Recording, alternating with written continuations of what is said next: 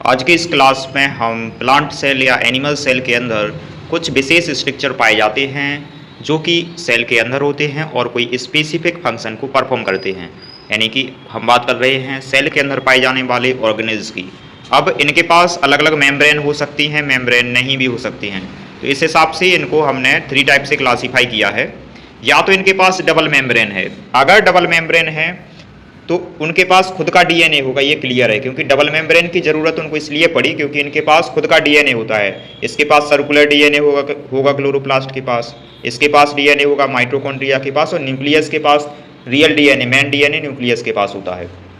Chloroplast का function होता है फोटोसिंथेसिस करना, माइटोकॉन्ड्रिया एनर्जी बनाता है और न्यूक्लियस सारी सेल की एक्टिविटी को कंट्रोल करके रखता है।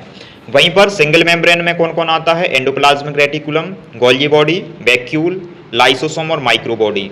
एंडोप्लाज्मिक रेटिकुलम 2 टाइप के होते हैं, smooth endoplasmic reticulum, rough endoplasmic reticulum.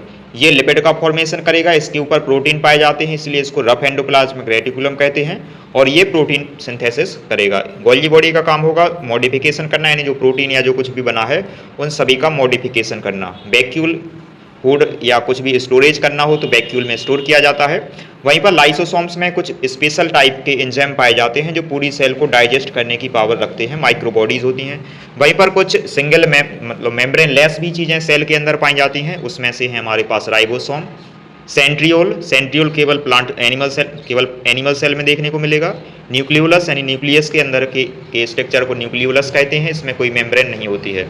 वहीं पर जो क्लोरोप्लास्ट है और सेल वॉल है केवल आपको कहाँ देखने को मिलेगी? प्लांट सेल में। वहीं पर सेल वॉल 2 जगह और देखने को मिलती है, एक तो है आपकी बैक्टीरिया में भी सेल वॉल देखने को मिल सकती है और फंगस में भी सेल वॉल देखने को मिल सकती है। तो हम यहाँ पर एक लिख देते हैं कि आपको 2 जगह पर और सेल वॉल देखने को मिलेगी, यहाँ लिख ले रहे अपन। एक तो अपने पास सेल वॉल होगी किसमें? प्लांट्स में, ये सेलुलोज से बनी हुई होती है। दूसरी आपके पास बैक्टीरिया में भी सेल वॉल होती है, ये बनी हुई होती है किससे? पेप्टाइडोग्लाइकिन से। उसके बाद फंगस में भी, यानी जो फंजाई होती हैं उनमें भी सेल वॉल होती है जो कि बनी हुई होती है किससे? काइटिन से।